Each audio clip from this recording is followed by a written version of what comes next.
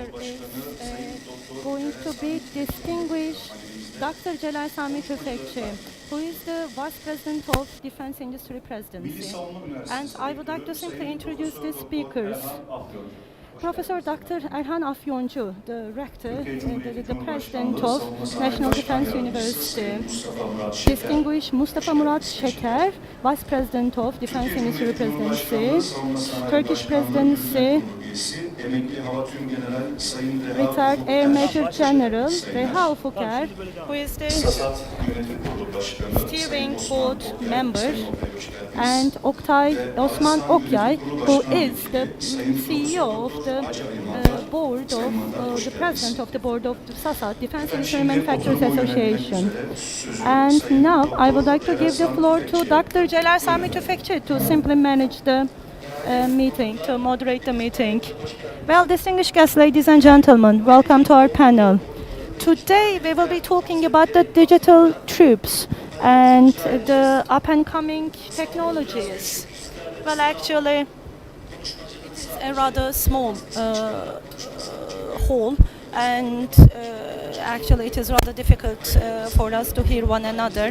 And if the speakers could simply take off their masks, that would be my kind request. And we heard our master of the ceremony simply introduce the speakers, and very briefly I will be simply introducing speakers very briefly. So in our panel as HAVELSAN, we will be focusing on a very significant topic, which are simply the armies of the future, the digital troops. And we are more than pleased and honored to be simply hearing about all these developments. And we will be talking about,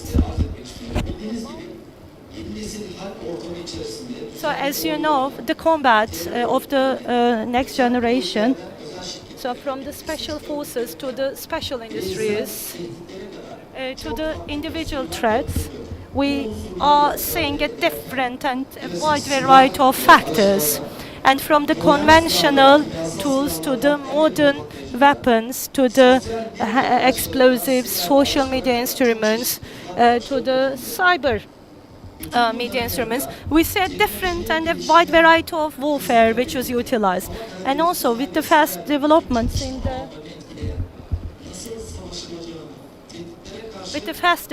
of the technology, how to be a deterring force and factor, or simply how to simply provide the up-and-coming and state-of-the-art technologies and solutions to the users. This is what we will be focusing on. But in the future wars, having this at hand is not going to be sufficient, because one of the most important capacities in this respect is to make sure that having these defense platforms and all these aspects, how to integrate them into the current existing platforms. So for that reason, with the existing technological advancements, we need to be able to also consider the different equations, different factors should be taken into consideration. And for example, in terms of the artillery, there were a number of fortification measures which were taken into usage by the French troops. But especially with the developments of the tanks and with the simply co-utilization of different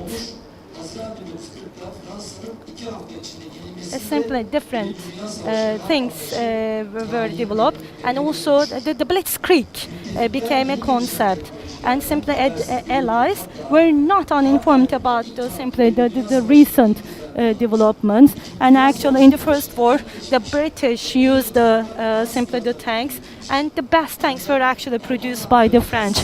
However, because the German tanks were completely equipped with some of the walkie-talkie systems, they had the upper hand in the combat area. So this is what I would like to simply underline, making the best use and most effective use of the latest developments is not necessarily the initial users of those technological developments, but also those who can best integrate these to the existing capabilities. And I also would like to talk about the digital troops and the armies of the future, which are still work in progress as a notion, as a concept, covering a wide area all throughout the world. Autonomous, semi-autonomous, sea, land and air instruments or vehicles, two and four-legged robots, AR/ER applications, the new generation telecommunication systems or factors could be handled and addressed within the overall concept of the digital troops. And this is actually there of pivotal importance. Those who can analyze and access, or the armies, or the who can get hold of the actually the best and the most up-to-date information in the most efficient fashion and the fastest fashion, are going to be the ones with the upper hand in this respect. As HAVELSAN and HAVELSAN, we are actually simply focusing on the development of such developments, so that we are actually in a position to see the future beforehand. The safety, security of the IoT are now ensured by the cloud systems. However, in the future, the speed and capacity will be increased by 6G, and IoT vehicles on security, self-security, will be ensured by the systems itself. This is going to be sort of a necessity. Therefore, we believe it is very important to address those issues. So today, altogether, we are going to be looking at the different dimensions of the notion of armies and digital troops and armies of the future. So we're going to hear the perspectives of the military, the academia, and also the industry. And before I simply give the floor to my distinguished panelists, I would like to simply give you very fast background information about our distinguished panelists.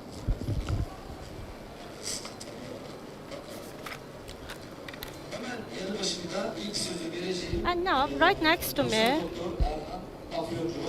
we have Professor Erhan Afyoncu.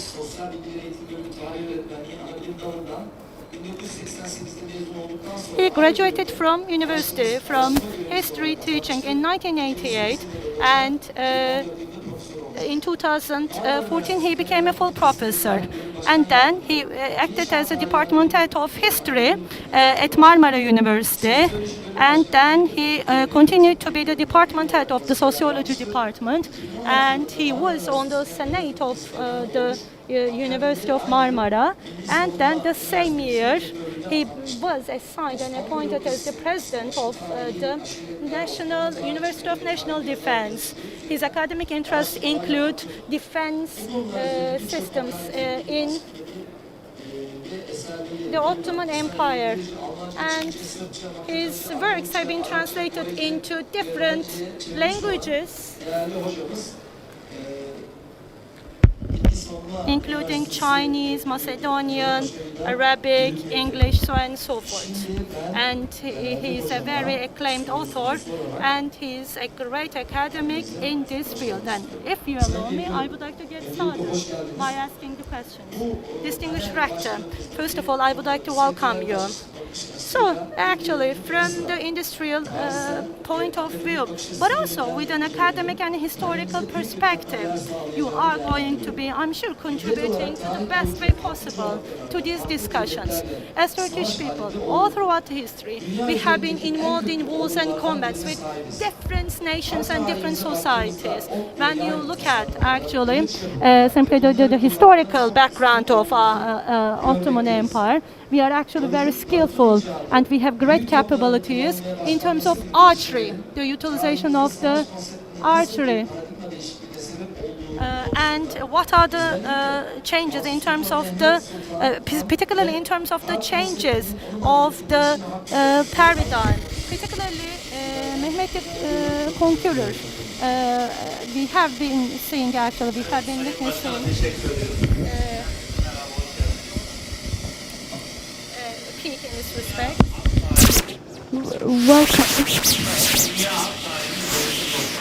there are certain milestones in the combat history of the world, and one of them is bow, sword, and horses.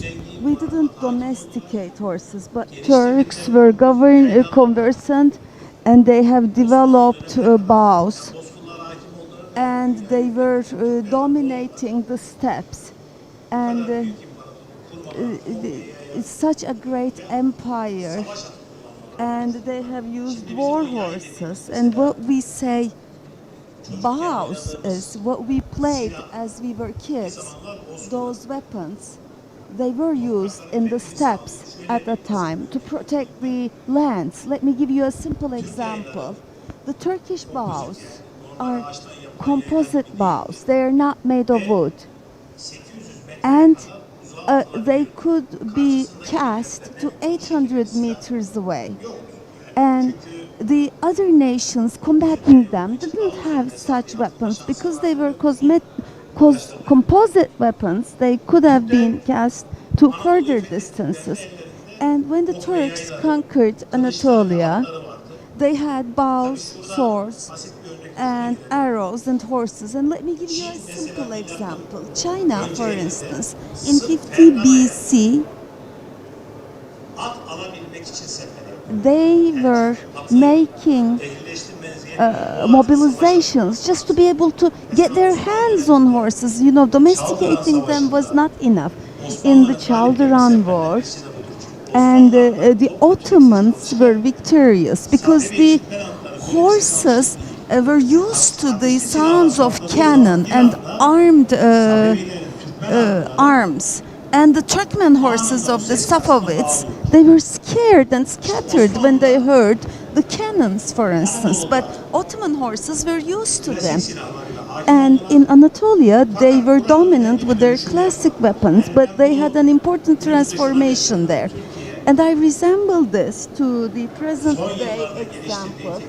You know, Turkey has developed technologies, particularly with the certain weapons. They have developed technologies, and Turkey is one of the countries that is conversant with the war technologies, and this is going to have a positive effect on unmanned aircraft.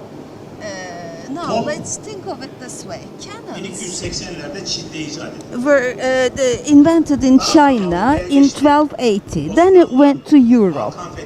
And during the Balkan conquest, the Ottomans learned of cannons. So we didn't invent cannons.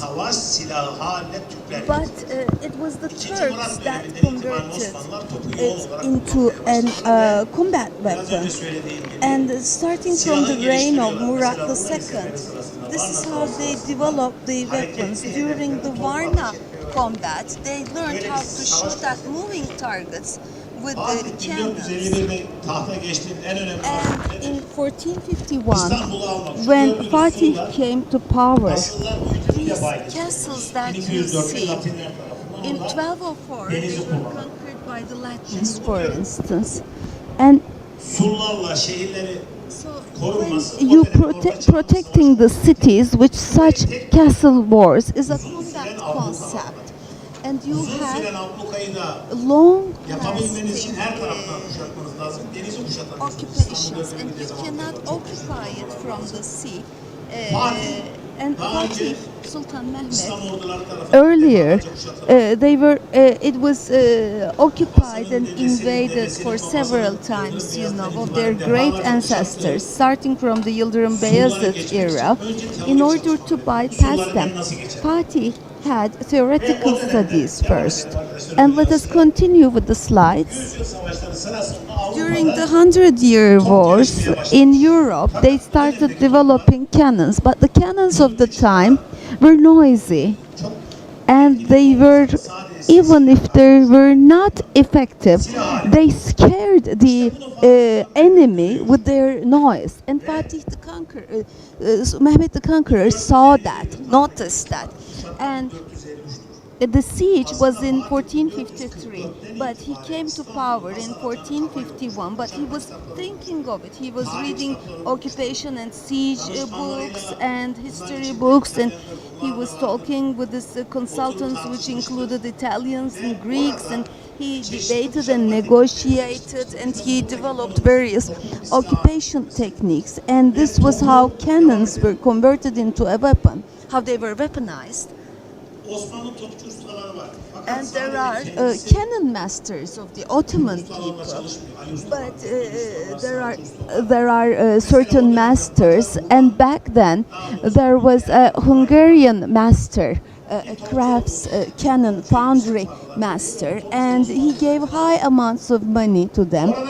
And there is one thing the Hungarian master said: I will use a huge cannon, but I cannot determine the range. How effective will it be in what distance? We can make that calculation. And the cannons were changing between 14 to 18 tons, and they were throwing, it was like 600 kilograms. These were huge cannons, but the biggest problem is not the foundry. It's about the transfer of the cannon from one place to another. Think of the logistic conditions of the day. It's very difficult back then. It's 14 to 18 tons. Let's continue. After the first cannon was founded, Mehmet the Conqueror, he was having them tried out in Edirne. Everyone was informed, saying that it would be extremely loud, and that it was to be ensured that particularly the pregnant women were not to be scared, so that they don't lose their children. And it was sent to 1,200 meters, and it was heard from 20 kilometers, and it had a crater of 2 meters. Once they started for the conquest of Istanbul from Edirne, this was drawn by 70 couples of oxen. And hundreds of men carried it. So transferring this from Edirne to Istanbul took 2 months, and there were other cannons, big and small, but this cannon, it was called Shayiha after the emperor. Shayiha means magnificent, but what matters is not owning the weapon. Being able to use the weapon, to operate is what matters, because leading as a nation, because unless you're a nation, as we see in the Afghanistan example, when you have, even if you have hundreds of aircraft, it doesn't matter. And at the same time, if you can have troops of tens of nations. And when the conqueror came, Mehmet the Conqueror came, it was a good conquest plan. And where was the weakest link in the city? It was the Bayrampaşa River. It was the empty area between Edirne Kapı and Topkapı, and they placed 14 batteries. There were 4 cannons each, 1 large and 3 small. And the shooting ranges weren't accurate back then. So they shot smaller cannons first, and depending on how far they went, the lethal shot was made then with the larger cannon. And another issue is the fact that the cannons were iron and bronze, and Turks preferred bronze because it was more guaranteed, even though they were heavier. They shot the cannons, and if you did not take care and maintain the armaments, it would have cracked. The Hungarian master, Urban, would die there with the explosion of one of the cannons in the future. Soon after that, they were covering the cannon with felt so that air doesn't go to the porous surface of the inside, and they lubricated it, preventing the cannon from cracking and exploding. And in the meantime, while the cannons were shot, the castles of Istanbul were being brought down, and there were excavations. They were digging tunnels from underneath. And there was, in time, during the siege of 2 months, they developed shooting techniques. In the beginning, it was linear, but then they shoot 3 points to triangulate the castles. They see that they can make the castle walls collapse faster if they shot the cannons in a triangular pattern. And of course, the siege takes very long, and the other party is trying to repair the castle walls, and they use mesh like screens, and they are filling it with debris and gravel and iron so to protect the castle walls. And like I said before, you can shoot the biggest cannon 7 times at most, because after 7 times, you need to cool it down and prepare it for a new shot to prevent the cannon from cracking. And I'm not going to go into the technical details of the siege.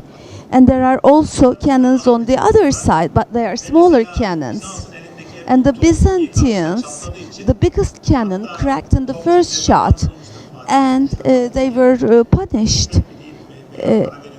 And we don't know if they bribed them or if they paid them or if it was because of the technique, but the Byzantine cannons were not much in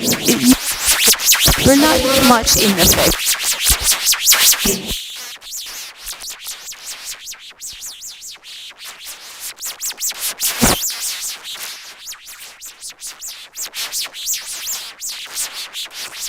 Combat method, and they use shorter barrel arms, and they developed the first ancestors of these cannons, which were shot vertically, and they were to be used, these howitzers and mortars actually, in Belgrade siege as well. And the technical experts used them as well. And the castle walls, thanks to the cannon, Topkapı was called, the top means cannon, and it was called the cannon collapse neighborhood. And the castle walls were repaired after Istanbul was conquered because they were damaged significantly, and there were 3 rows of castle walls. Once you bypass one, you need to bypass the others, etc. And it was thanks to those cannons that the castle walls between Topkapı and Edirne were collapsed. And on May 29, 1459, we flew the Ottoman flag, and Mehmet the Conqueror weaponized cannons, and it was all of a sudden the siege systems and the castle systems were changed. And as you can see here, this is called Trans-Italian or Bastion forts. It was a new type of castle, and these castles were rather protected for cannons because there were grooves and ridges, and I saw some of these.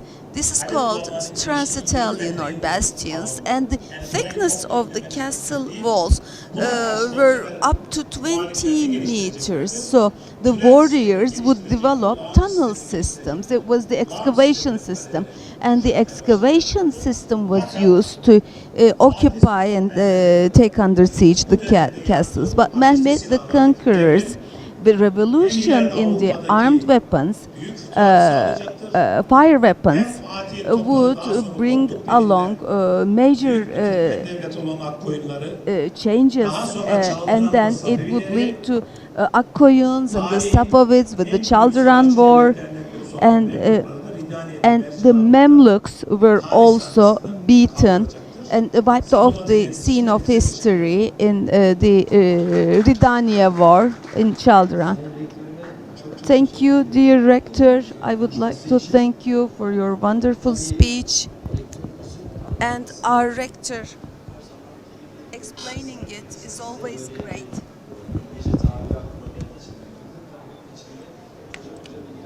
Well, actually, this could be mainly explained as the situation in which you offered a world of information in a small nutshell. But the information provided by the distinguished professor has actually shown the great history and expertise and know-how of the technological developments and the technological superiority of the emperors and of the Ottoman Empire back then in the historical setting. This has laid the foundations for actually the warfare and the defense industry of today.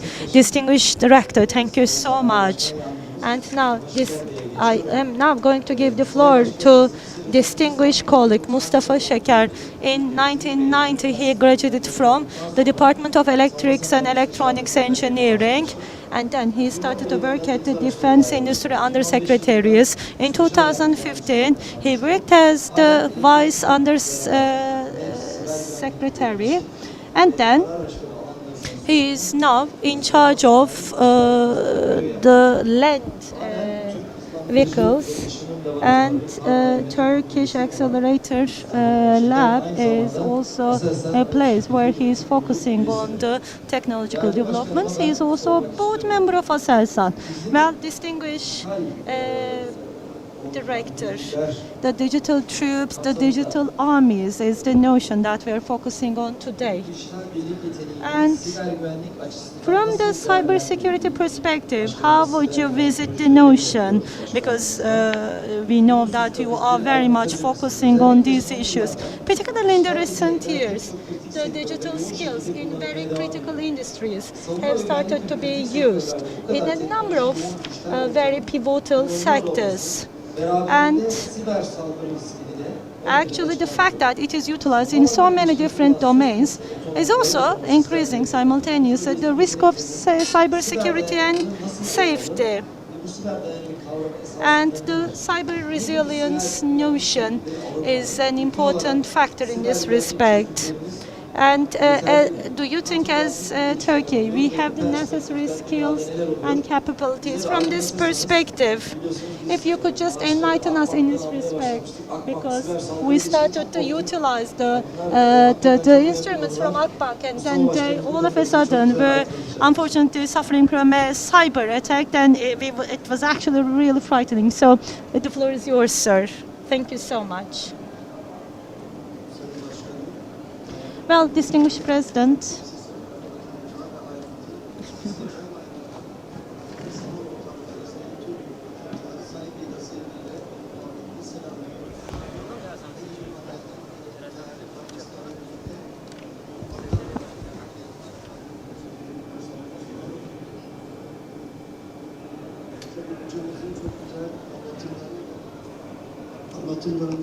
well, actually, after the distinguished professor and after the great information that he has provided, actually he was talking about the artillery, the cannons and everything in a historical setting. Now I will be simply taking the perspective to the keyboards, the screens and everything. There is actually a test which we call simply the teenagers were simply gathered together, and they were in a group, and they were given two choices. They are supposed to stay in two places, and they were simply told to simply choose either food or internet, and the kids actually chose internet over food. So this is actually showing the inevitable place of digitalization and of the internet technologies used in our world. Well, of course, individually we are utilizing and making use of the great capabilities offered by internet and the digitalization. We're talking about the IoT, Internet of Things, and it is facilitating so many things and offering so much ease on one hand, but on the other hand, it's sort of unfortunately paving the way for some adverse repercussions, such as simply the cyber attacks and the cyber security, so on and so forth. And actually this is sort of the war between the pros and cons. Well, of course, it's not only on an individual level, but also on the level of the states. There are some critical facilities, particularly particularly in the energy or in the defense industry. So the critical information, which are very sensitive in this respect, have to be actually taken into consideration with the perspective of the intelligence, including the states, different governments, which is unfortunately bringing forward the risk or possible wars or warfares. Therefore, the technology, as well as the great advantages that it's offering, is also putting forward some of the threats. And these threats are not could be immediately addressed. For example, in the products, for example, in the defense industry, we have the set of specifications or the requirements. Evet. And this is actually how they are actually how everything is addressed. But this is not the case in the cyber industry. The threats are changing all the time. The attacks are changing all the time. Therefore, simply it's not simply a one-off thing. You have to be on top of the threats and the risks at all times. You have to be monitoring them, analyzing them. You have to be keeping track of them at all times. So it's not something that you identify and you solve and you say, okay, we're good forever. So this is what we have to take into consideration at all times. And well, of course, we are now in a specialized simply exhibition focusing on defense and industry. Cybersecurity is, of course, an important and yet another dimension of this. But it is very much intertwined with one another. They are actually very much interconnected with one another. It's not black and white anymore. They're very much intertwined and interconnected. And simply the military technologies where there are more spendings and where there is sort of easier and perhaps much more budget in terms of the allocation of the finance.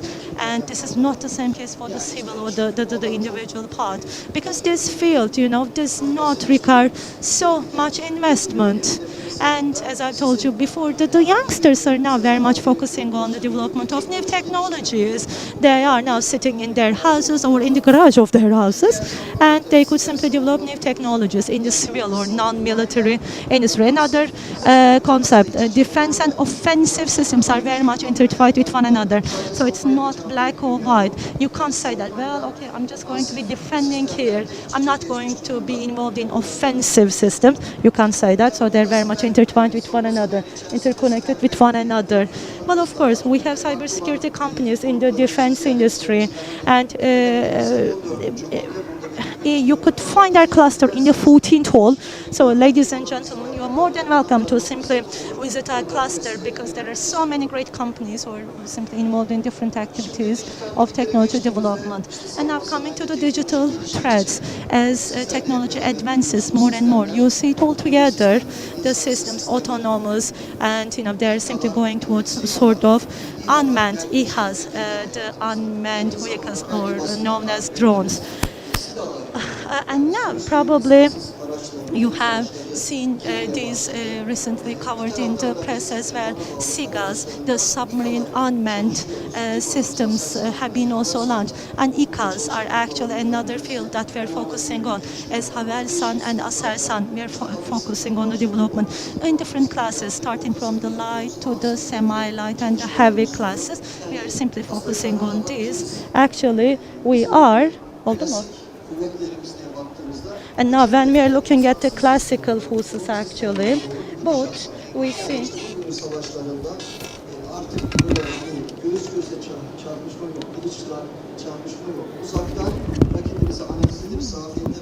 and and now we are actually light. There are different classes.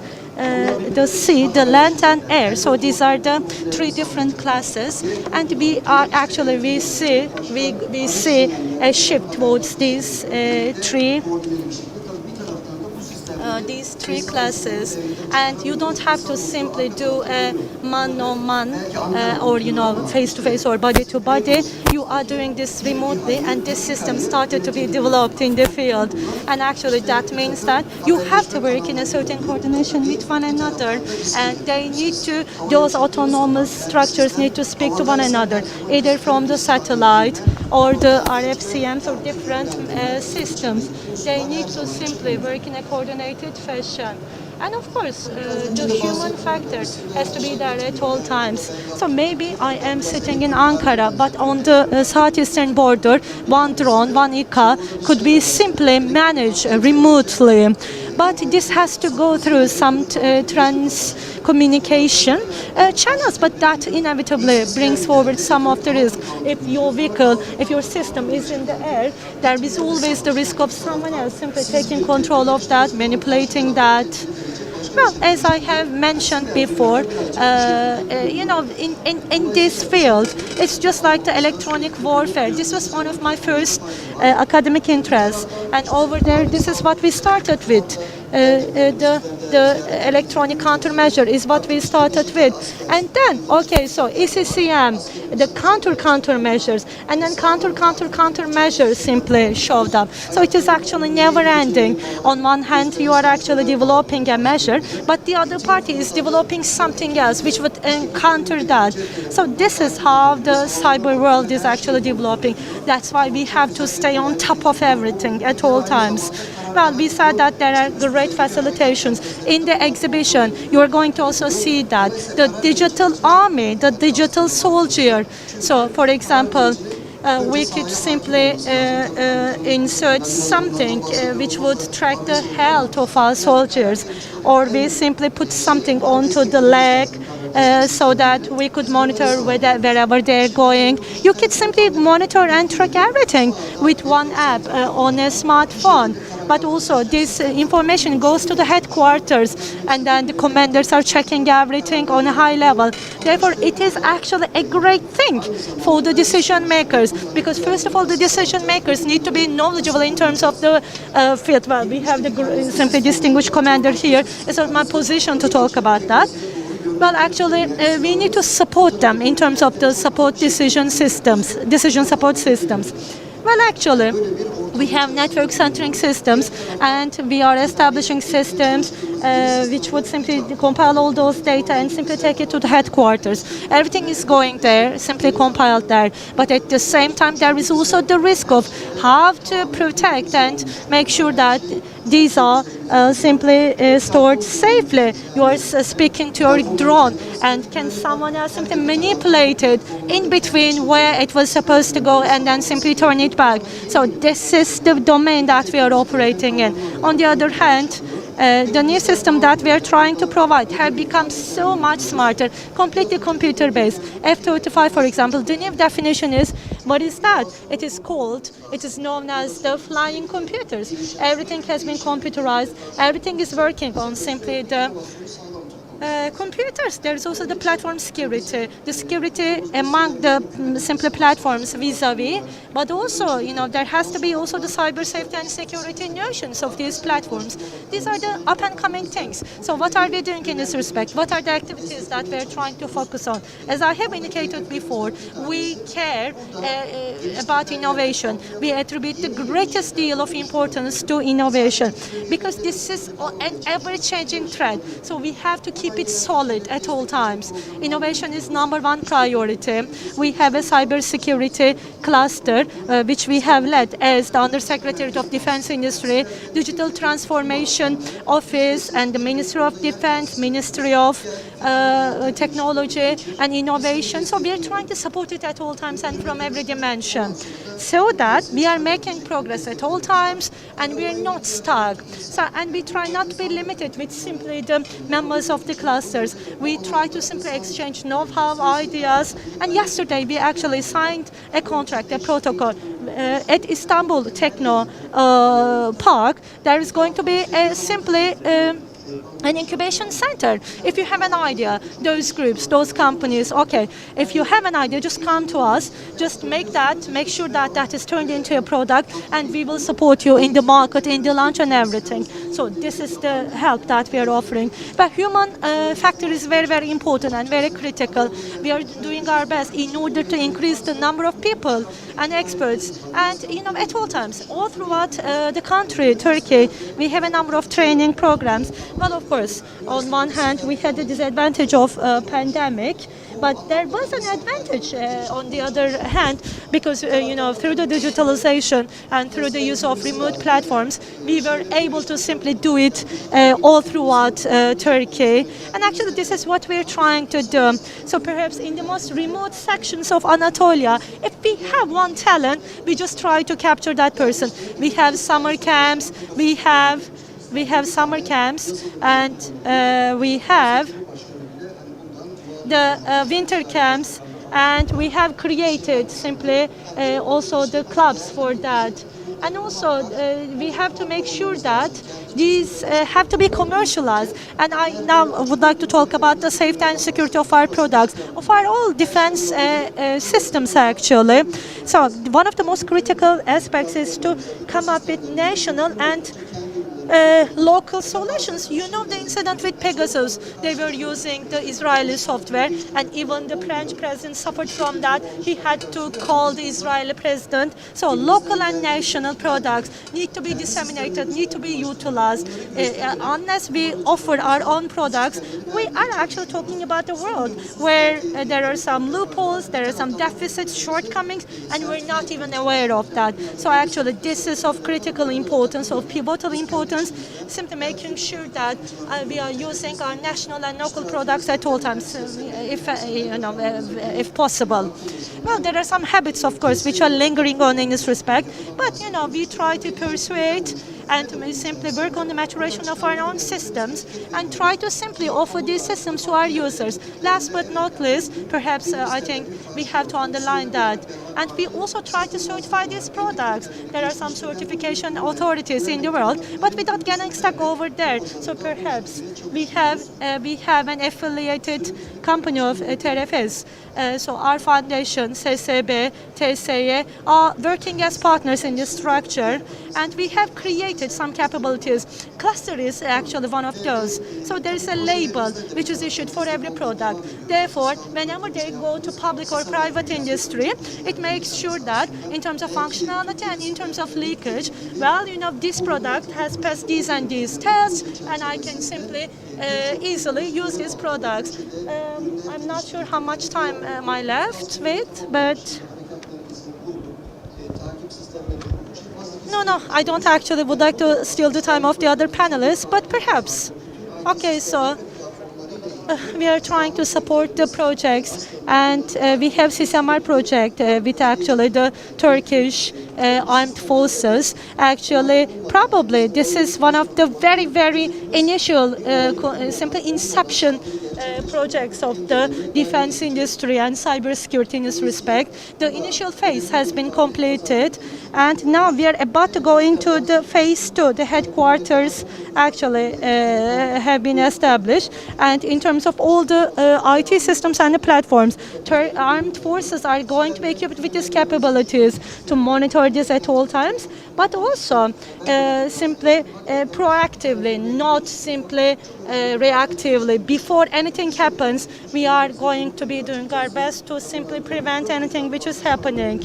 So actually we believe that it is going to be a very significant capability. I've talked about simply this certification program. We have certified 19 products until this time, and actually they're now in the market, available in the market. In our cybersecurity cluster, we have 200 companies, and actually today I actually visited the cluster, and indeed I was proud and happy to see those, and we have more than 400 products, and this is still work in progress. Hopefully, they're going to be much better and much more functional products. Last but not least, I also would like to simply underline this. As I've told you, that we have activities concerning defense, but offensive part is very important. Innovation R&D are very important, and we have the R&D department. They are launching saga calls, and because they're not very clear. This simply definitions in this respect. You can't simply give the list to the company, okay, do this, do that. We just simply offering them the notion and we ask them what they could do. So we have great supports in this respect, and we will continue our activities in this respect. And actually, when we combine all this together, hopefully the systems which are delivered, the field, the operations domain are going to be rendered much safer and more secure. Thank you so much once again, distinguished President, and all of the participants. I would like to thank you very much for your kind patience. Thank you. As you know, in Azerbaijan, I would like to thank the chairman for his contributions, but you talked about the qualified product list, and there's a ceremony that we have missed. Our president has signed, and the list it is being signed. And in cyber products, this is going to cover this. But the cyber concepts that our president talked about reminded me this. As you know, in Azerbaijan, when Azerbaijan fought Armenia, we saw in the support we gave them, this cyber or digital new talents are costing millions of dollars, and they are becoming meaningless, and that's why the issue that we talked about is very important. So now we have, yes sir, our president will join the signature ceremony. Yes, thank you very much. Now we have Reha, president. Reha was a graduate of the Air Force Academy in 1984, and then he has become an officer, and he has worked with General Staff, Air Forces based at NATO. He worked at logistics, mobilization and planning officer, and he was planning principles and doctrines department head, and he was in the scientific decision support department, and he was the air logistics system head, and in 2017 he became a major general, and he worked as he worked in staff, chief of staff, plans and principles department, and in 2020 he was retired, and currently he is working at the defense industry. He's a member of the steering committee. I would like to give the floor to our general about the topics that we have talked about. Digital troops, command, control, and movement functions. Can you let us can you give us guiding information? Can you share your know-how, and particularly digital troop capability, to be able to formulate it well? What concepts should we be careful about, and what are the movement capabilities? As we know, the next 2 decades will be very important for NATO. There are artificial intelligence, space sciences, biotechnology, and materials, and there will be developed combat vehicles, and the need to change will be inevitable, indispensable. For instance, artificial intelligence, decision making, and issues, and more simpler military hierarchy needs, new mobilization styles, new operational concepts. So what would be your assessments about these? Now, before I start my speech, to indicate how digital we are, there is a small incident that I would like to talk about. Dear panelists, I would like to extend my speeches. Sorry, I'm following on YouTube because of the audio, so the two are getting mixed up. I would like to greet you all, and dear President, before I start my speech, as an indication of how digitalized we are, I would like to share an anecdote with you. I was out walking on a park, and after I completed my walk, I wanted to cool down, and I sat down, and a very old guy came sitting next to me. He was over 90 years old, And when he sat too close to me, I was annoyed, You know, in this COVID setting, why are you sitting so close to me? I said. And he understood from my glare, and he turned to me and he said, I did have my Bitcoin, don't worry, he said. So, he knows Bitcoin. He wanted to say BioNTech, but he mixed the two and he said Bitcoin. So he said, I did have my Bitcoin, don't worry. He does know what a Bitcoin is. So when you think about a person who cannot use a mobile phone and a 90-year-old guy, I did have my Bitcoin, don't worry, that's an indication that we are at the threshold of digitalization. And of course, now when it comes to your question, now with your permission, if we simplify it, this is a digitalization in the simplest sense. It's a human and machine interaction. And this human and machine interaction is there since the first ages. In all wars, just like our director mentioned, it was used in every area. And the more it was used, it opened a new era, it closed certain eras. And with the invention of gunpowder, for instance, the mobilization concepts, the styles of your mobilization changed, the tactics that you use changed, and the battleground saw important changes. And when you go back to the man-machine relationship, for several years this relationship is continuing, and we came to such an era in terms of digitalization that, we are debating now which is controlling the other. Is it man controlling the machine or vice versa? So the one that controls it will be our priority. And on the other hand, if you look at the war field and if you look which it is man against machine, and we will be able to see that very clearly. We will see robots and men fighting, warring with each other. So while you're providing benefits to one side, on the other hand, men will start fighting machines. So in every area of our processes, along with digitalization, we will have a console, and with maybe we will be controlling the entire mobilization with some goggles or eyeglasses that we are wearing.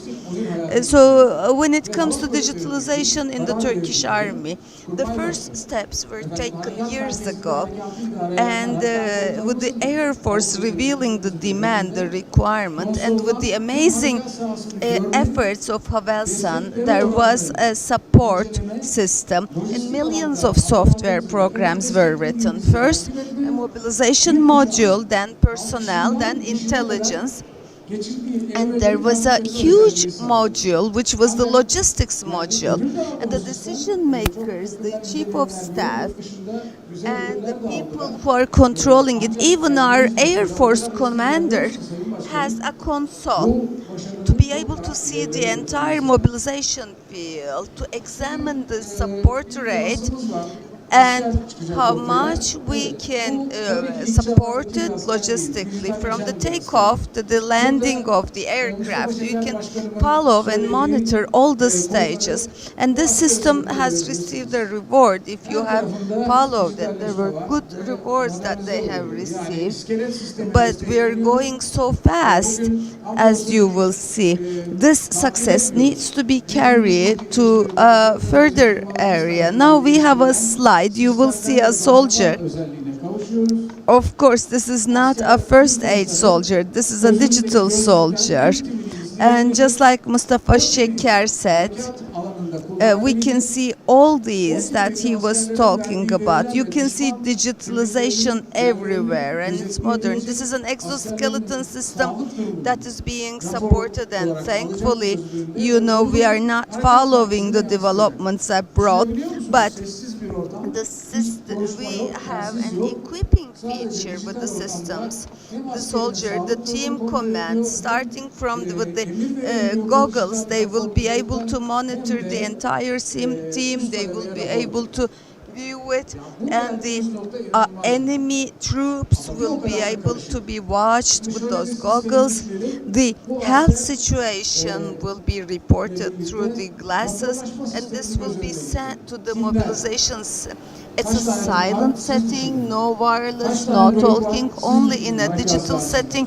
You can check the health situation, you can issue commands through this digital platform, and also they can provide reports to senior levels. So at this point that we have arrived is incredible, but it is complicated. Imagine such a system. The soldier, the future soldier, there's a report exchange system. Teams, how many teams do you have? You think of it. How many troops are there? You think of it.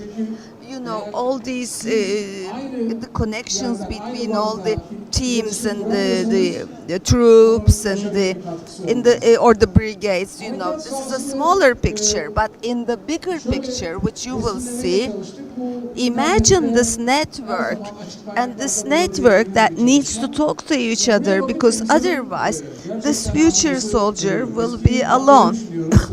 And this is a communication which is on its own doesn't matter, because if you cannot have the same level of communication, then that won't contribute to your success at all. So this is the combat field. I try to picture it this way. This is online. You can find this picture online through open sources. And your mind stops. Our rector talked about this, and of the ancient times and what was done and what was possible. But look at this battlefield. This is smaller scale, but there are bigger ones or smaller ones, but the instruments do not change. They are at the war field at all times, starting from the future soldier, the command field, robots. Can you imagine? All the troop systems, they are moving together, and it's not only fighting robots, warriors, but unmanned aerial vehicles, electronic warfare, raiders, high range, low range, etc., and the communication between them. As you can see on the left-hand side, there are boats, there are submarines, and there are war command systems. And it continues also. If you proceed, there are missiles, for instance, and it's not about, Mustafa Şeker also said, it's not only for, it's for attacking also. It's not for fighting or defending. And we have the unmanned aerial vehicles, which is our pride and joy. We need to serve Bayraktar right. And the pride that they have given us, we need to be very careful about that. And then, what else do you see? There are war aircraft that you see, fuel tankers, electronic warfare aircraft, etc. and etc. And most of these, they are in the form of a fleet. So when you picture this, the other side, who is the other side? Your enemy. You have to think of their electronic warfare capabilities, which we experienced. We experienced in Syria, in other places. They will start assaulting you so that you cannot fight, so that you cannot succeed in the mission. And it's going to create difficulties for you. It's going to challenge you. So in order to be able to conduct this mobilization, you have to have very good command and control systems, and the continuity of communication is essential. It has to be uninterrupted. It has to be open. And my president is also monitoring this 5G system. It is going to be possible with that. So we are going towards the warfare battlegrounds of the future. Soon we will be adding lasers to it, maybe air defense systems. The first part will be constituted by lasers. So thankfully, we're not doing it overseas. It is domestic, and there are hypersonic There are tons of vehicles and devices that will be available. I talked about unmanned aerial vehicles, and Mustafa Şeker mentioned it. And there are unmanned submarines in a marine setting. Can you imagine? Let me explain it this way.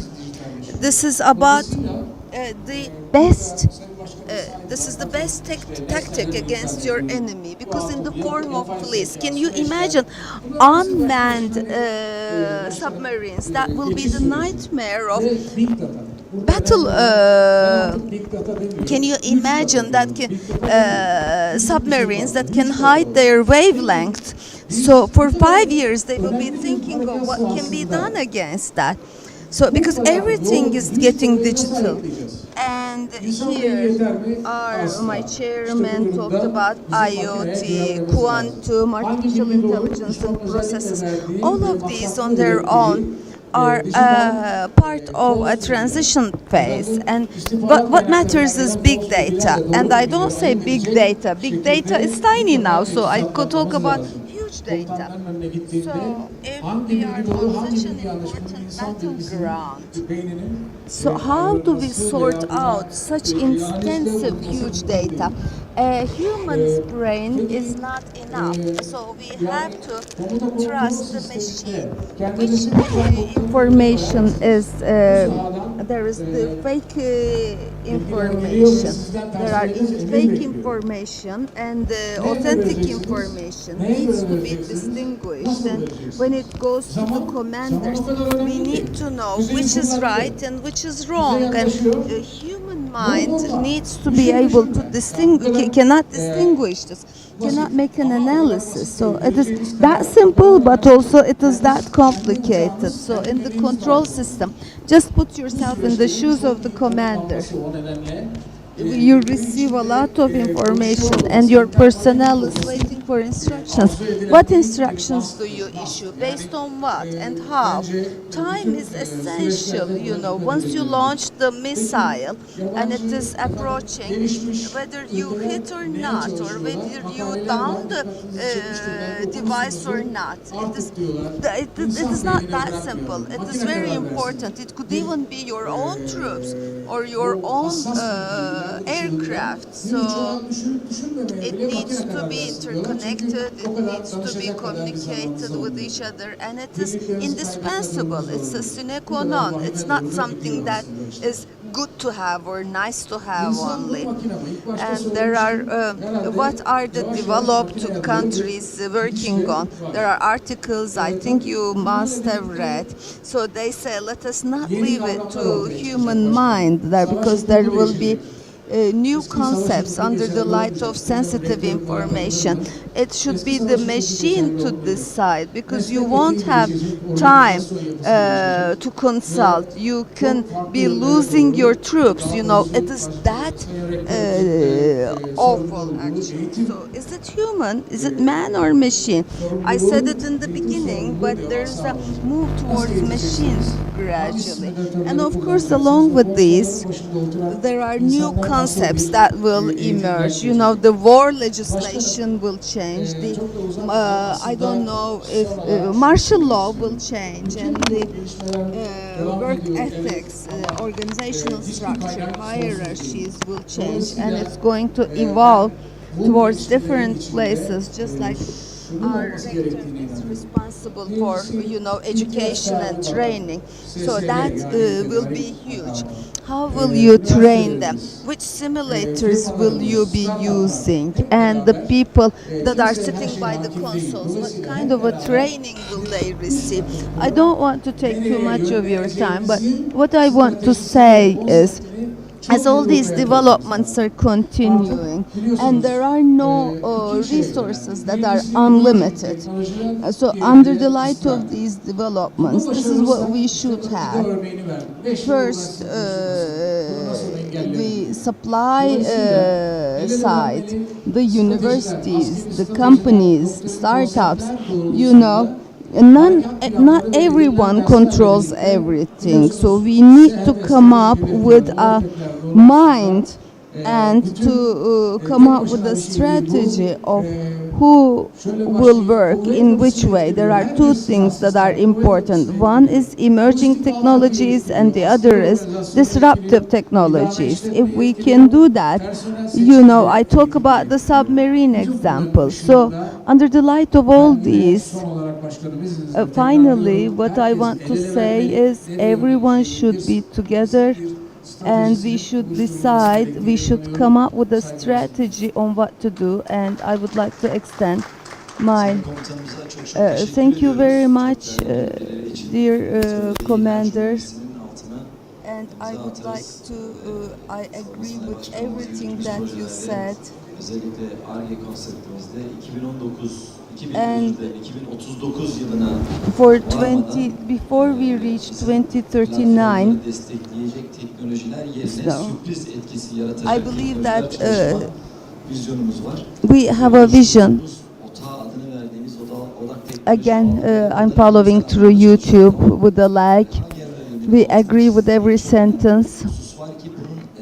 And the defense industry projects that we carry out, particularly the research and development, before we reach 2039, our platforms will be supported by technologies that will be surprising ones. This is our vision.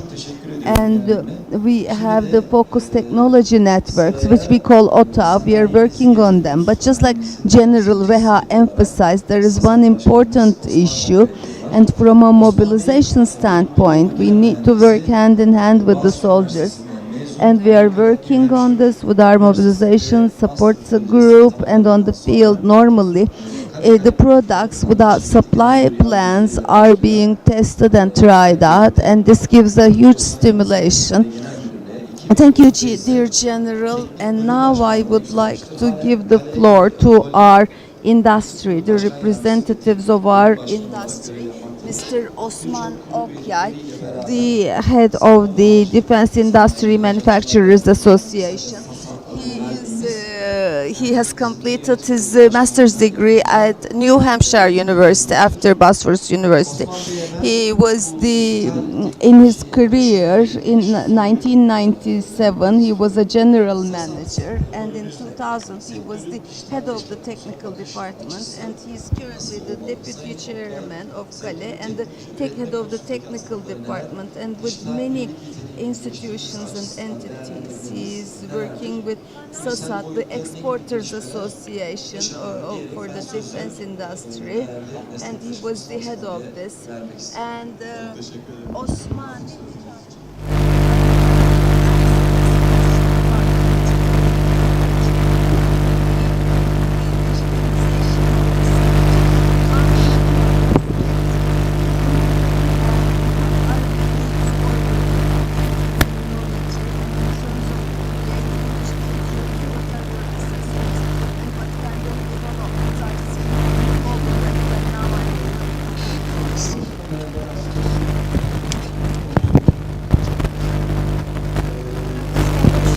Ladies and gentlemen, well, in the panel today, first of all, I would like to state that I'm very happy, and actually I've never been in a panel where my surname was highlighted more. So thank you so much.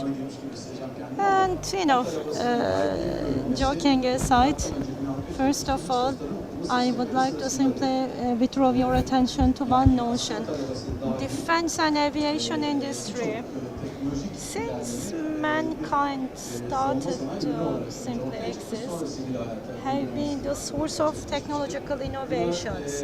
And this was the case until the end of 21st century.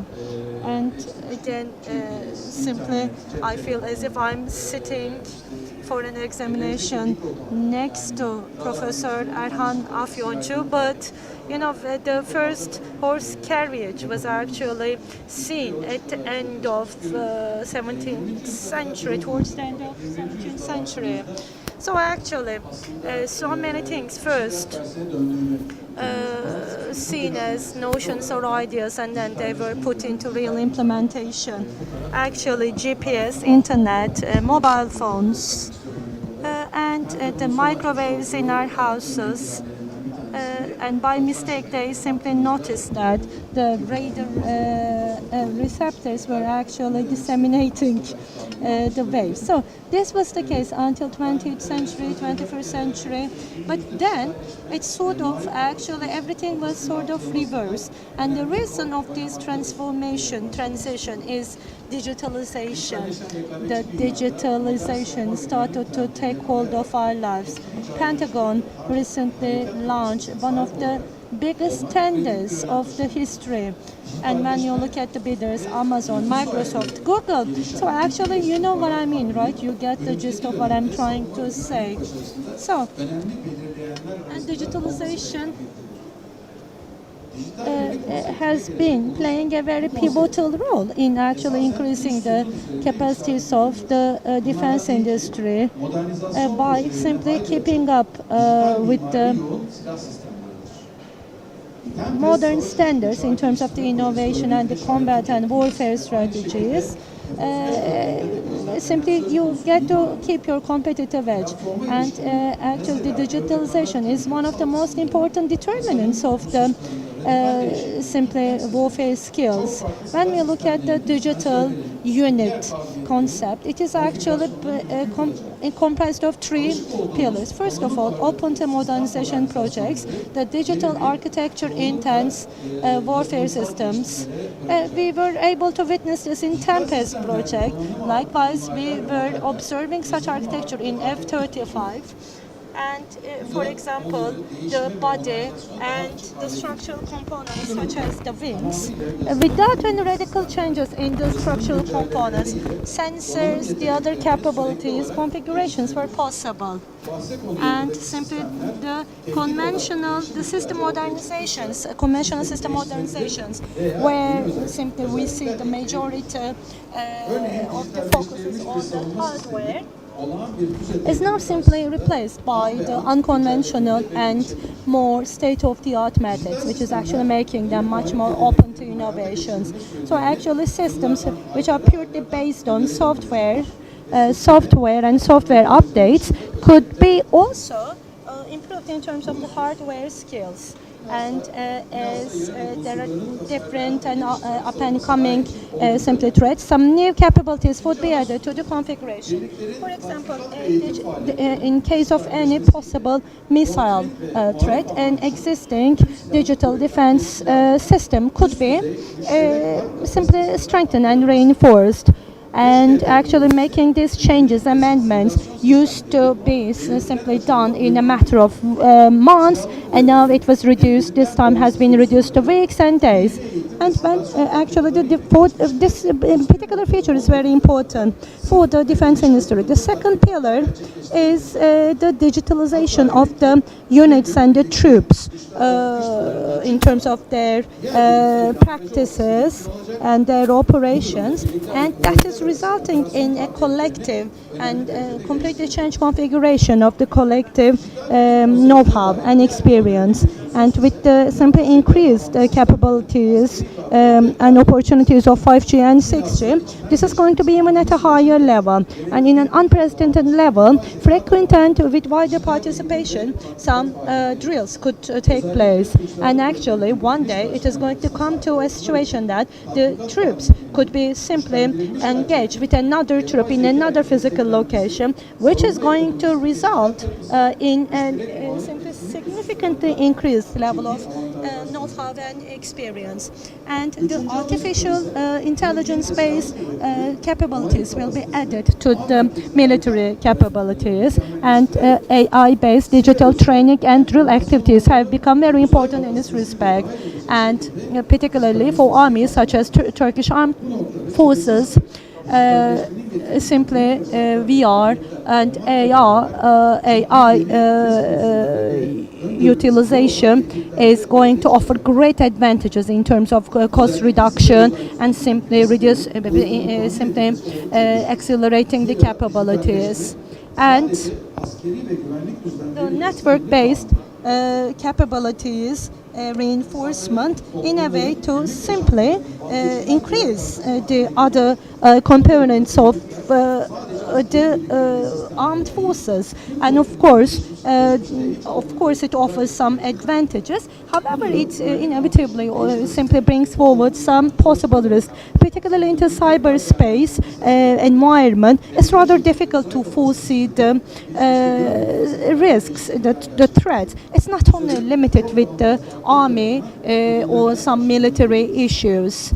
And the digitalization and internet have become an indispensable part of the daily life of people. So it's not only simply posing some threats towards the armed forces or the armies or the soldiers, but it might have repercussions on the individual lives of the civilians as well. And in terms of the space capacity, we see unprecedented increases. So we see so many increased number of actors started to utilize space.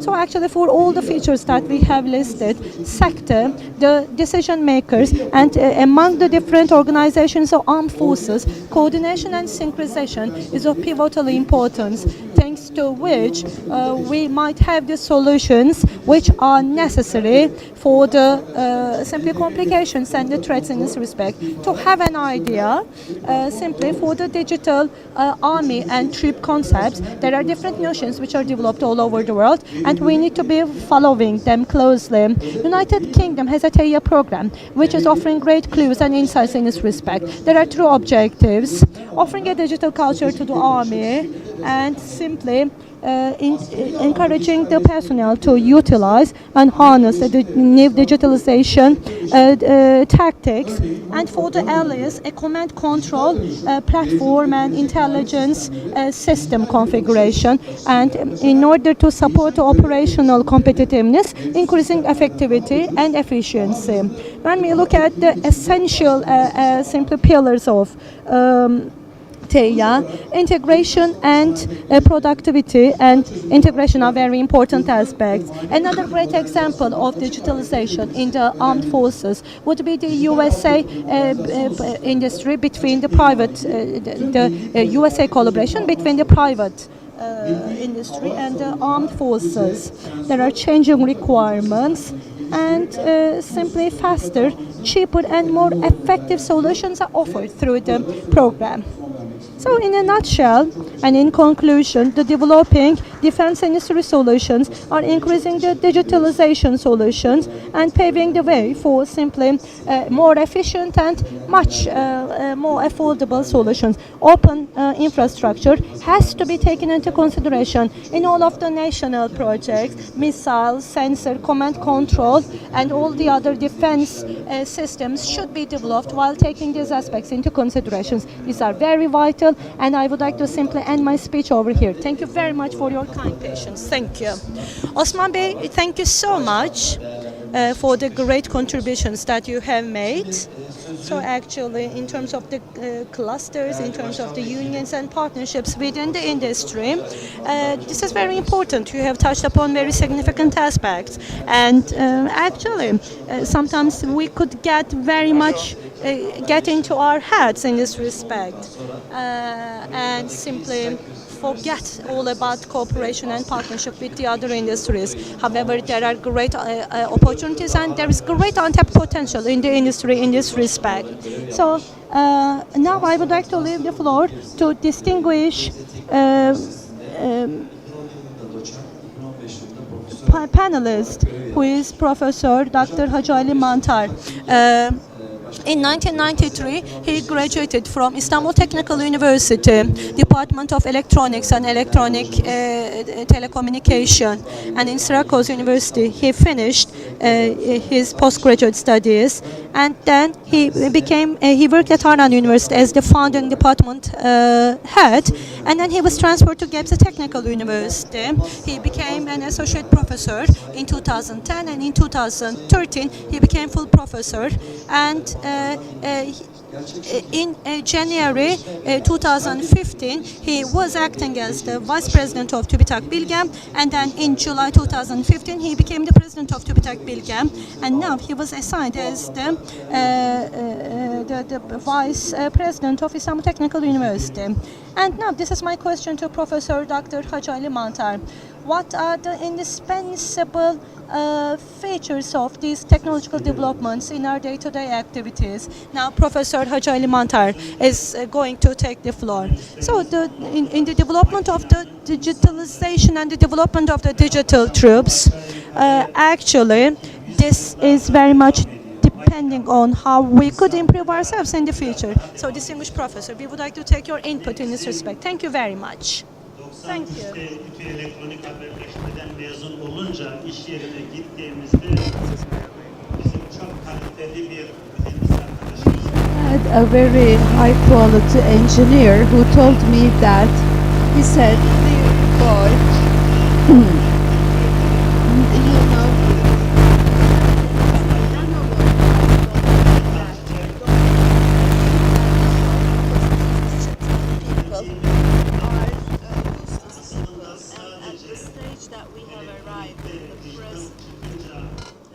ölmemiş, digital dijital yaygınlaşacak. kill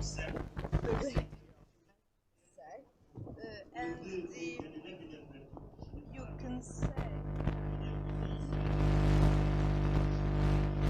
discussion that has been ongoing for a long time. They said robots will kill employment and they will bring about unemployment, but as technology developed, this offer and demand will continue.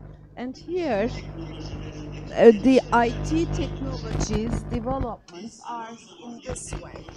So from time to time, we do see some technology, and we see that this is the highest point that the world can achieve. But after a certain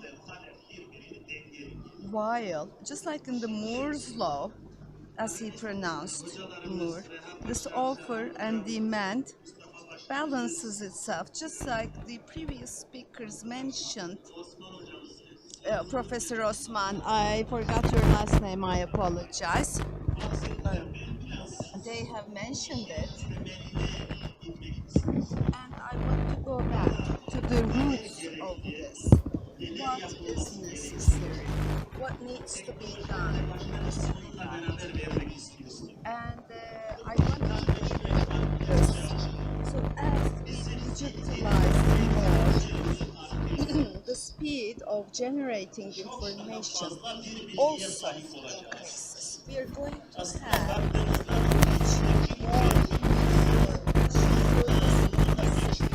of generation of knowledge is here that surpass the Moore's law. It's increasing in an exponential way. So you need to compile this knowledge. You need to analyze this knowledge. And on the other hand, there is the transfer of this information. I'm going to come to this. And such a huge knowledge will be generated. Just like the highways in cities, we need to have a transmission capacity.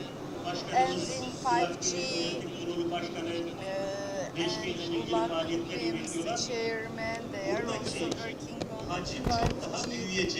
The volume will increase further. And on the other hand, knowledge is transferred. This needs to be processed.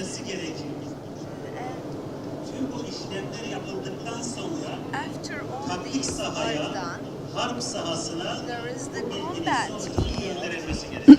That the outcome or the consequence of this knowledge needs to be sent.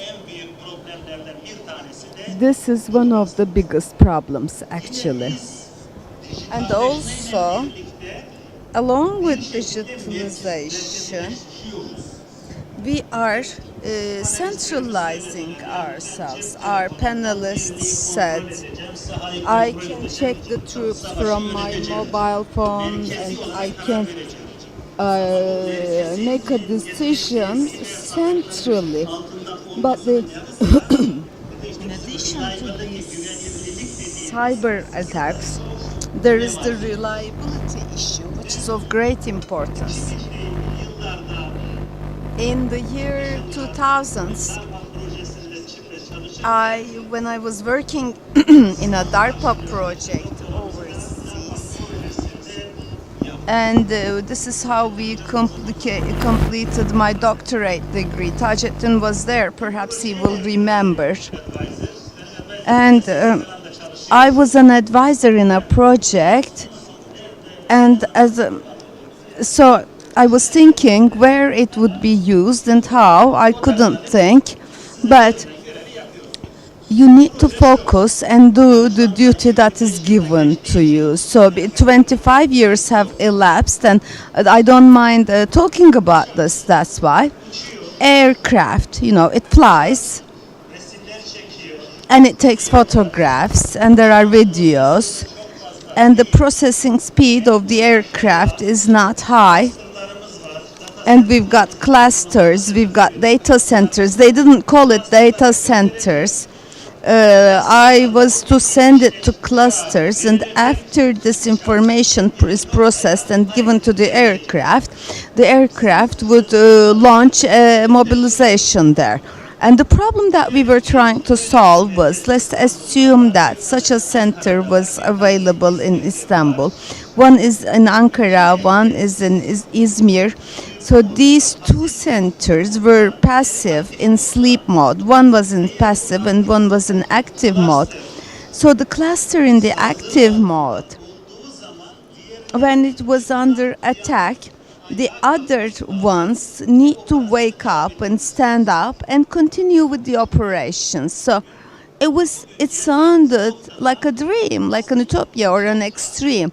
But in today's circumstances, this was conceived 20 years ago, 25 years ago, and that a part of it was already done back then. So there are many technologies about digitalization, and I'm an academic, and my field of research is computer safety, security, communication, reliability of computer networks, and these are doable actually, but we need to go down to more basic issues. One, generation of knowledge. Huge quantities of knowledge and information is generated, and you saw the future soldier. He's equipped with sensors and all. But those sensors, they are going to generate massive information and knowledge. And it's not about the sensors that he's equipped with only. This is going to be generated from different channels. And generally, the performance of these sensors need to be increased, and their speeds need to be increased. And also, as soldier, if there's a heat sensor, and if there is the dimensions, the capacity, the range could all be different. So on an unmanned aircraft, the camera on a truck could also be different. So the variety is increasing, the knowledge that is generated is increasing, and on the field there are fast changes that we cannot predict. So how am I to keep up with these?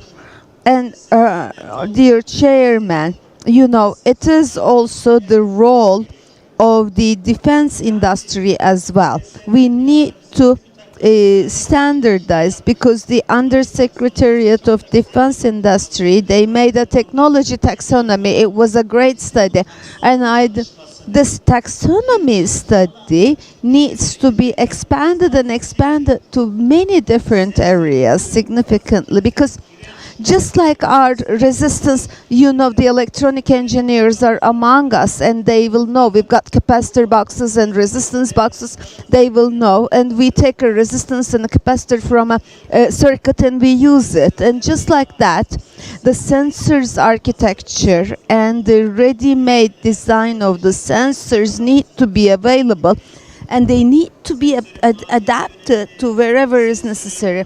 The cost of the sensor, the speed of the sensor is important, and the sensors, how durable they are important. They need to be studied well. And just like I said, there needs to be a common pool, a joint pool for this, so to ensure that I can take this fast, I can retrieve this fast. Another issue is the fact that, just like General Reha was talking about this, and when you look at it, you see a very complicated structure. And you see similar versions of this complicated battleground. And now, what we see here is there are numerous components on the battlefield. There are many different types of information that is generated, the volume of which is increasing real fast. And these components are developing at all times, and they need to communicate with each other. And I have collected and compiled a huge quantity which I need to send to my command and control center. And I need to have a great infrastructure. And when this infrastructure is not strong, the systems that we have developed will be under a significant risk. So what do I mean by infrastructure? For instance, recently there is an issue that is widespread. In the State Railroads Authority, we were building rails for fast trains, and back then I was a member of the board at ULAKBİM, and we were delivering internet hosting services. And I told the general manager, why don't you lay fiber cables here? Because fiber doesn't have a very high cost. It just has a high workmanship cost. But once you lay this fiber capability, what you earn from the fiber will let you construct this railroad once all over again. You know, we need to have a very strong fiber infrastructure. And when it comes to the construction of the roads, when you're constructing roads, you need to think of the big picture. And we keep saying everything will be İletimi için otobanlar gibi fiber şeylerimizin olması lazım. Bunun için de mimarlarının, fiber mimarlarının, altyapı mimarlarının oluşması gerekiyor. Bunu bir mimari gözle bakmadığımız zaman yine bölük pörçük olur. Ben biraz sonra internetin örneğini vereceğim. Yine başkanım şeye alternatif değil, baz istasyonuna alternatif değil bu fiber.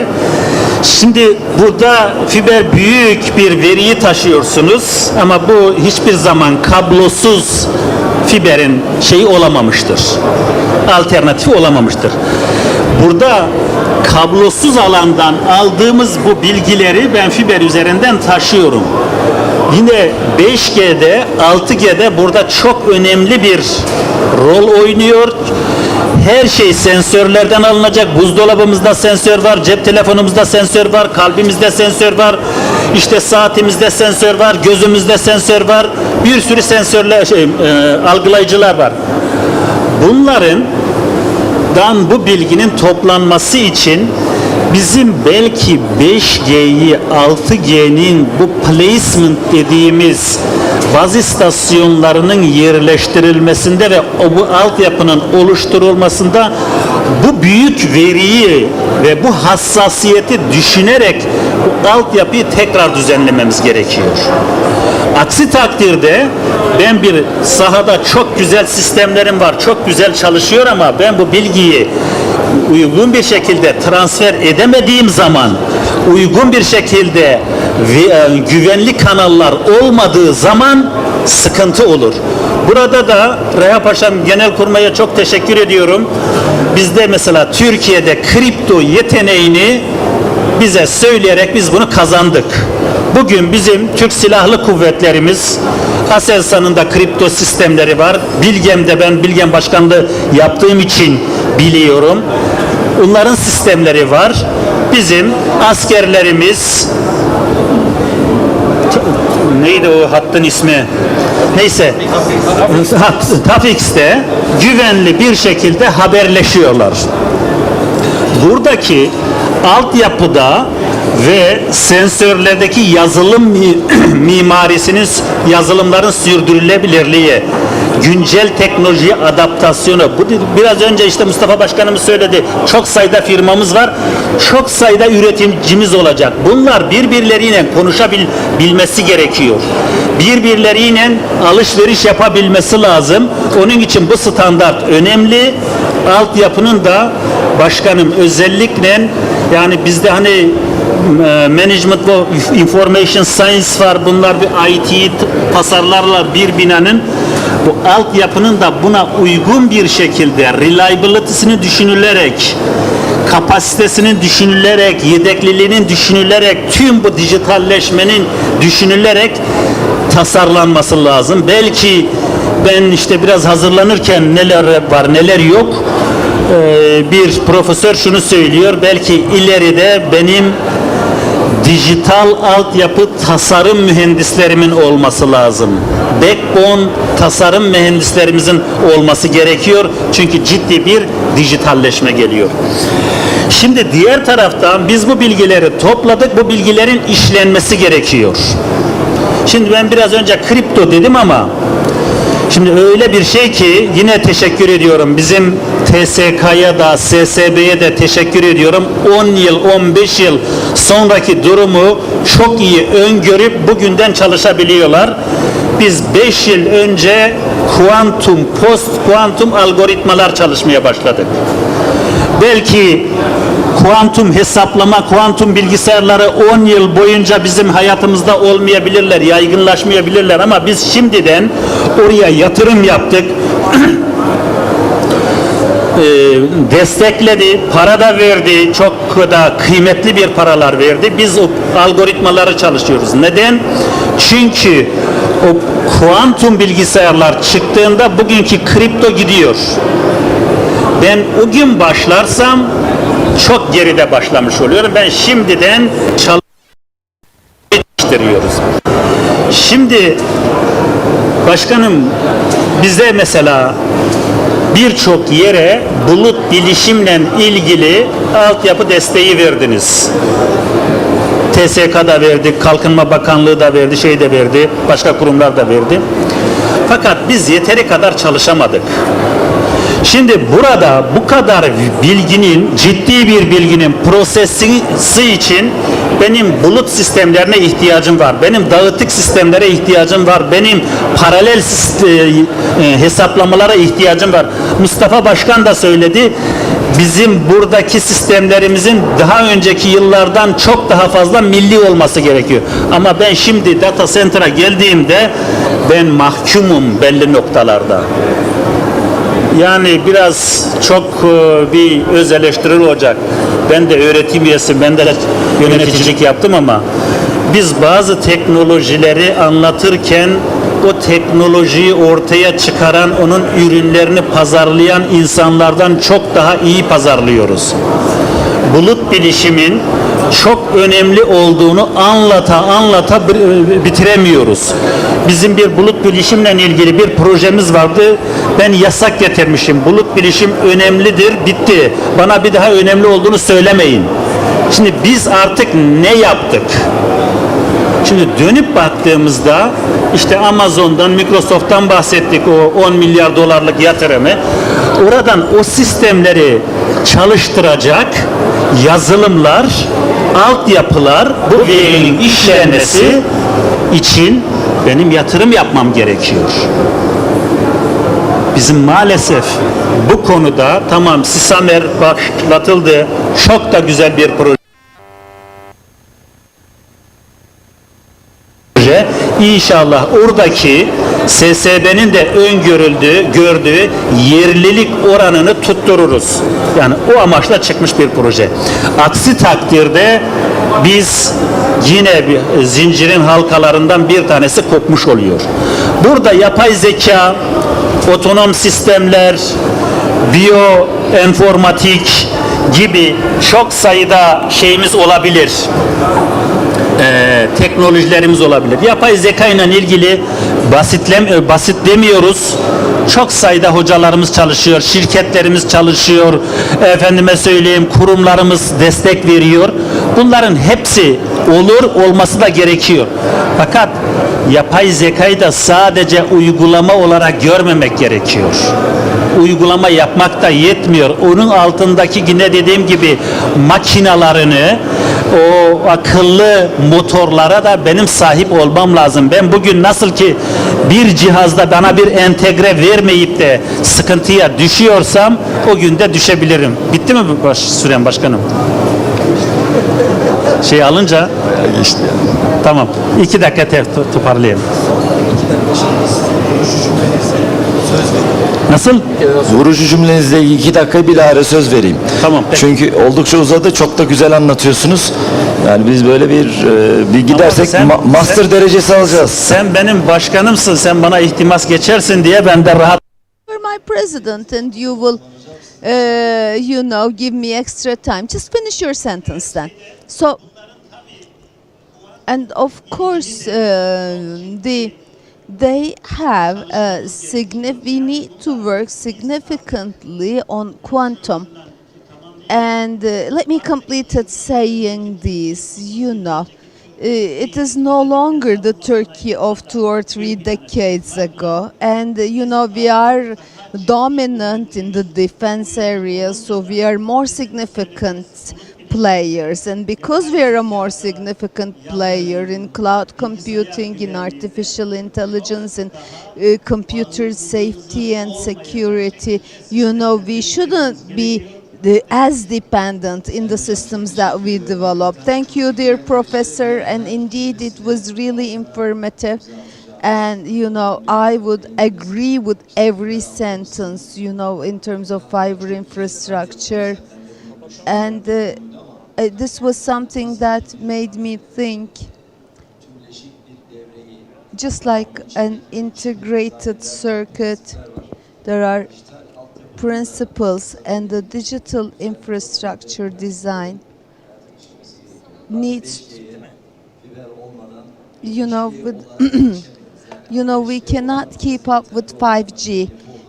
There could be another structure that is not 5G, that the speed is enough. And we give importance to that, and hopefully that digital infrastructure, so required steps will be taken in Turkey. This is what we want. Our panel took longer and we started quite late, but the topics are good, the panelists are valuable. You don't want this to be over, but the fair is continuing and we need to continue. Let me wrap up before closing. And I will give you one final catchphrase. I will ask for your final catchphrases. I'm going to count them. I want 2 sentences at most for your final words. Professor Erhan, go ahead. Well, we have to say that digital troops are the troops and armies of the future, but not everything. We saw that in Afghanistan. So there is also always a national spirit and solidarity of Turkish people, as well as having state-of-the-art defense instruments and strategies and capabilities. You have to have that. Thank you so much. Dear President.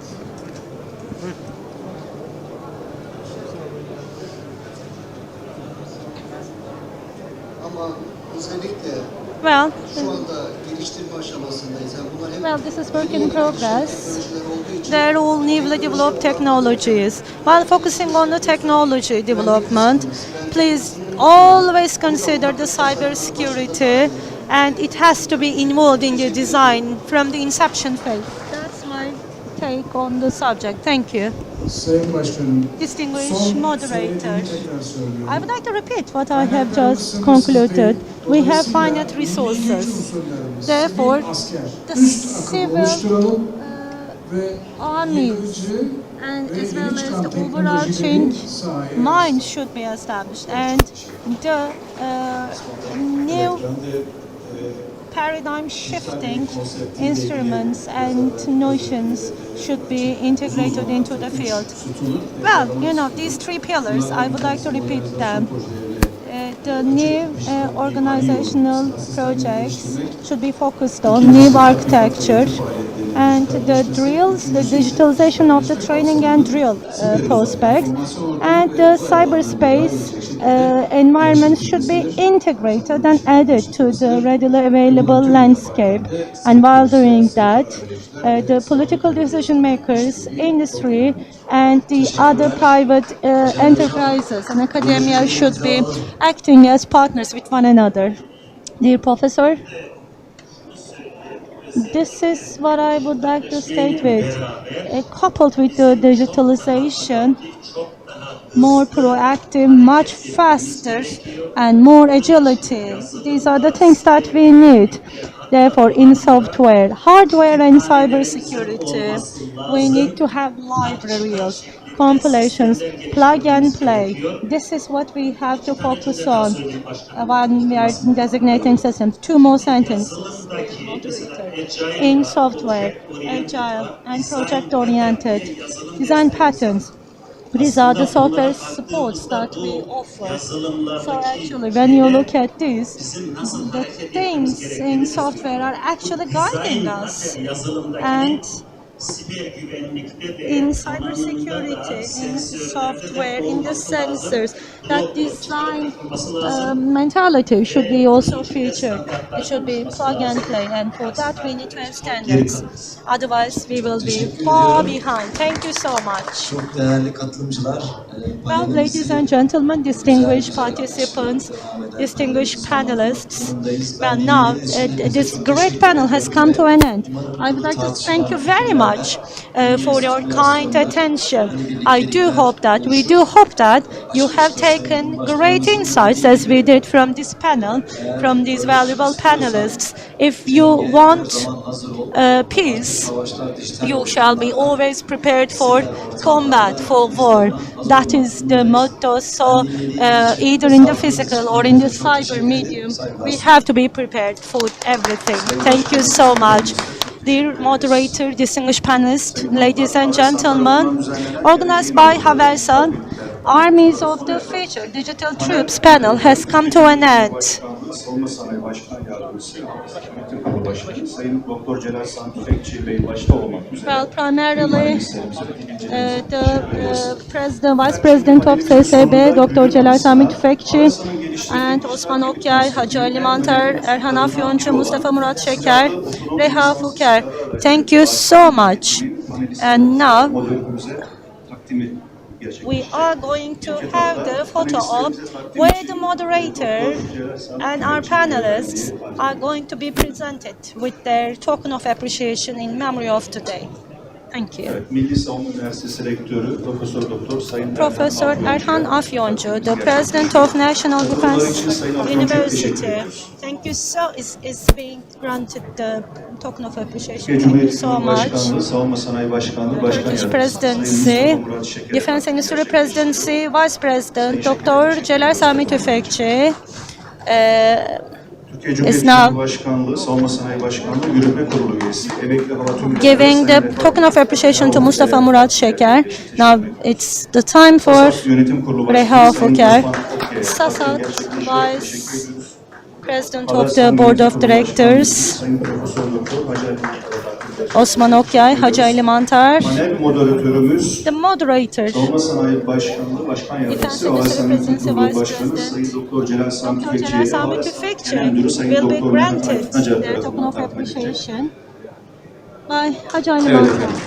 Çok teşekkür ediyoruz. Thank you Güzel so panele much katılımları nedeniyle for bütün your konuklarımıza kind attention teşekkürler. and Günün participation. anısına bir toplu And fotoğraf alalım. we would like to değerli have a panelistlerimiz. group photo. Let's Teşekkür have the ederiz. photo op. Thank you so much. Thank you very much. The panel is adjourned. Esra nasıl bir cendereden geçti?